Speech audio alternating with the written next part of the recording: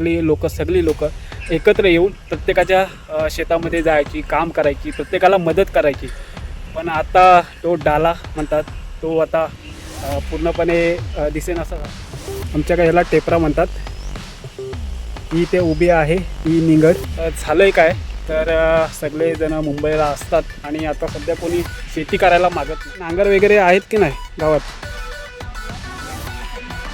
गावात नांगर नाही, फक्त आमच्यात परिस्थिती आहे. काही म्हणजे रत्नागिरी किंवा सिंधुदुर्ग साईडला ही आतापर्यंत लावणीसुद्धा झालेली आहे. तर गावातून सुद्धा जर काम आलं तर तिकडे जाऊन कामं करायचे आणि जे काही पैसा येईल तो वाटून घ्यायचे किंवा काही सामान आणायचं ते पण. नमस्कार मित्रांनो, जय जिजाऊ जय शिवराय. मी महेंद्र काप आपलं पुन्हा एकदा स्वागत करतो आपल्या कोकणी भटक्या या यूट्यूब चॅनलमध्ये. मित्रांनो 2 दिवस झाले गावी आलो आहे. पावसाचा अजिबात एक टिपूसुद्धा आलेला नाही आहे आजपर्यंत. कालसुद्धा नाही आहे आणि अजूनसुद्धा नाहीच. तर दिवसभर 2 दिवस फक्त उन्हात आहे. सकाळी गेलो होतो आपण, जे काल काजू लावले त्या काजूंची जी कुंपण आहे कंपाऊंडची ती जरा मोडकलीस आली होती. तर तिथे जाऊन डांबे वगैरे मारले. डांबे ह्याचे की निंगड असते, एक टेपरा म्हणजे निवडुंगा बघा पडला आहे बघा. आमच्याकडे ह्याला टेपरा म्हणतात. ही ते उभी आहे ही निंगड. आणि एक हेरड असतो, हेरड म्हणतात आमच्या तिकडे, हेरंड. तर ते पावसाळ्यात जर आपण असे ठोकले तर ते जगतात बऱ्यापैकी, ते कुंपणीला ते चांगले असतात. तर तिकडे जाऊन आलो आणि म्हटलं एखादी आता शेतावर फेरी मारूया. तर मी शेतावर आलो आहे आमच्या. हे आमची घरं आहेत, मागेच घरं आहेत आणि बाजूचीच ही शेती आहे सगळी. बऱ्यापैकी म्हणजे काहींनीच केलेली आहे. ही तर ही इकडं आमची शेती आहे आणि मी आता इथे उभा आहे. ही शेती बघा, हे घरं आहेत, ही घरं आहेत आणि पूर्ण या शेतीमध्ये काहीच केलेलं नाही. पूर्ण अशी पडीक आहे घराच्या बाजूची. म्हणजे झालं आहे काय तर सगळेजण मुंबईला असतात आणि आता सध्या कोणी शेती करायला मागत नाही. तर त्याच्यामुळे हे पडीक आहेत. तर आमची शेती केलेली आहे. आणि मामी बघा, ही मामी आमची एकटीच इथे काहीतरी करते.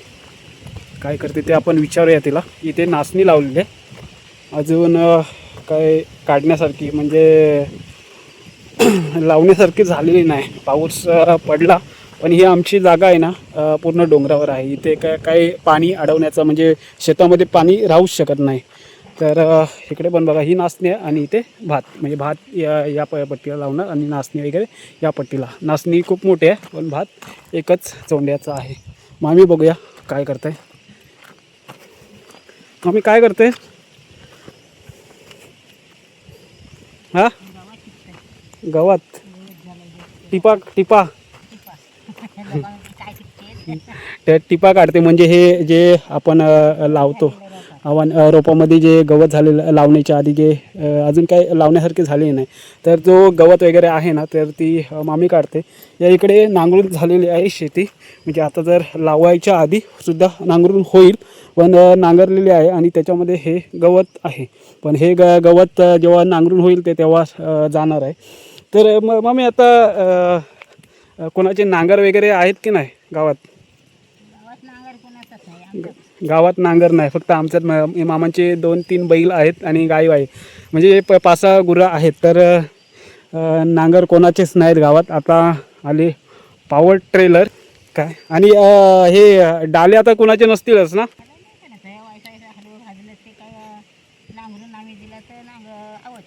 ओके.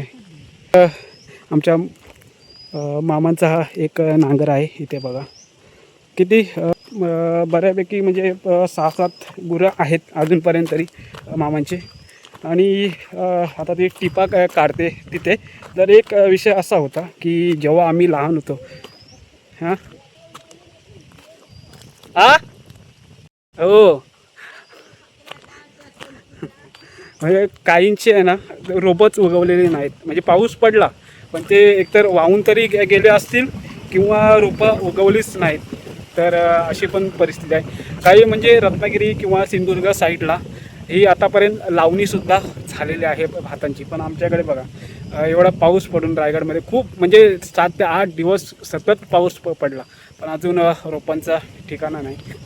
तर विषय असा आला होता की पूर्वी जेव्हा आम्ही होतो शाळेमध्ये वगैरे, तेव्हा मी बाबांसोबत किंवा आईसोबत आम्ही शेतावर गेलेलो आहे आणि तिथे बरीच माणसं ही आमच्या शेतावर कामाला यायची.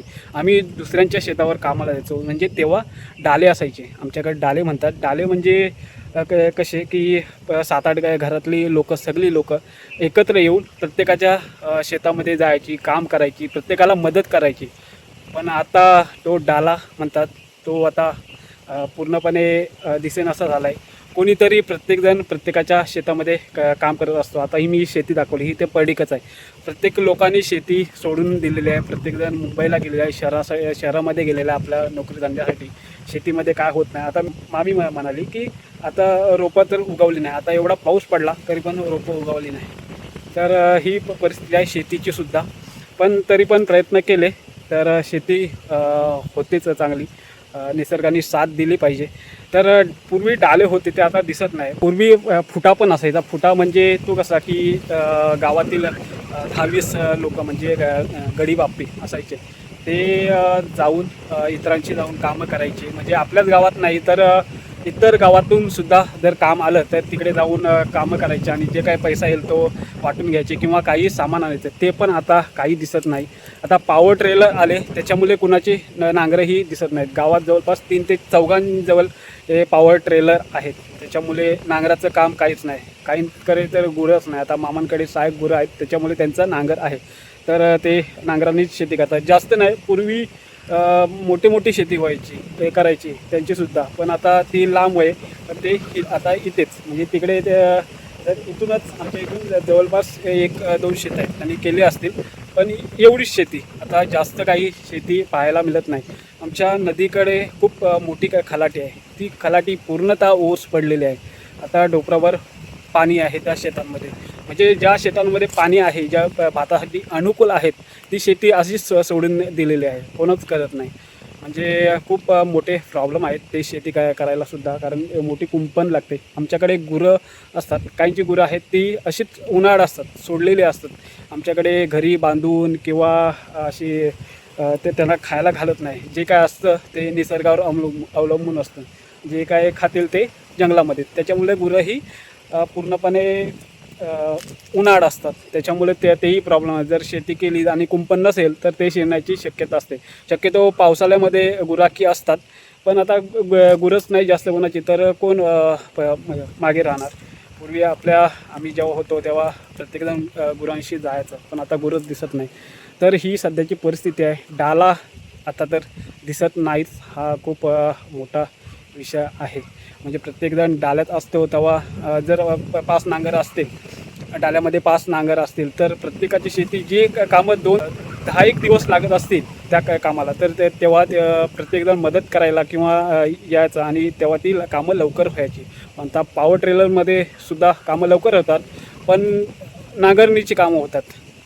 भात लावणी किंवा नाचणीवरील लावणीची कामं लवकर होत नाहीत, कारण माणसं भेटत नाही. आता भात लावणीच्या सुद्धा मशीन आलेल्या आहेत, पण आमच्या गावापर्यंत त्या पोचलेल्या नाहीत. मग मनुष्यबळ तर गेलात, म्हणजे कामाला कोणाला बोलवायचीच गरज नाही. आपला शेत आपणच पॉवर ट्रेनरने नांगरायचं आणि त्या मशीननेच भात लावणी करायची. त्याच्यामुळं गावात मजुरी आहे खूप. मजुरीचे काय कामं वगैरे आहेत, पण लोक पण यायला मागत नाही. जे तो आपापलं काम काय आहे तेच बघते. कारण आता सगळेजण शहरामध्ये असतात, तिकडे भेटतं आहे बऱ्यापैकी. शेतात काय भेटतं आहे हा मानसिकता ही सगळ्यांची आहे. त्याच्यामुळे कोणी शेती करायला मागत नाही. तर हा डाल्याचा खूप मला गंभीर विषय वाटला. म्हणजे असं आठवलं की बालपणी मध्ये म्हणजे जेव्हा छोटे होतो तेव्हा आम्ही बघितलेलं आहे, सगळी लोकं की मदतीला यायचे. खूप 2004-5चे फोटो. म्हणजे आमचा दादा अरुण दादा हा फोटोग्राफर होता, तेव्हा त्यांनी फोटो काढून ठेवलेले असे आहेत की डाला म्हणजे आता ही आमची मामी एकटीच काम करते, पण त्या आता मी फोटो तुम्हाला दाखवतो. त्याच्यामध्ये सगळे लोक एकत्र येऊन काम करत आहेत हे दिसेल. म्हणजे आता रत्नागिरी साईडला खूप बऱ्यापैकी शेती होते. आपल्या रील्समध्ये वगैरे आपण बघतोय, काही ठिकाणी बघतोय लोक असतात भात लावणी वगैरे शेतीमध्ये काम करणारे. पण आमच्याकडची ही परिस्थिती आहे आणि ही परिस्थिती अशीच राहिली तर भविष्यात शेती ही पूर्णपणे बंद होईल आणि याला कारणीभूतसुद्धा आपणच असू. तर असो, हा मला डाल्याचा विषय एक तुमच्यासमोर मांडावासा वाटला. तुमच्याकडे या डाला म्हणजे काय, लोक सगळी एकत्र येऊन काम करतात, सगळ्यांना मदत करतात, ते आमच्याकडे डाला म्हणतात. तर तुमच्याकडे काय म्हणतात हे तुम्ही आपल्या या व्हिडिओमध्ये कमेंट्स करून कळवू शकता. आणि आपल्या या व्हिडिओला लाईक करा, शेअर करा आणि आपल्या कोकणी भटक्या या यूट्यूब चॅनलला सबस्क्राईब करायला अजिबात विसरू नका. तर मित्रांनो, चला ही व्हिडिओ मी इथेच थांबवतो. धन्यवाद.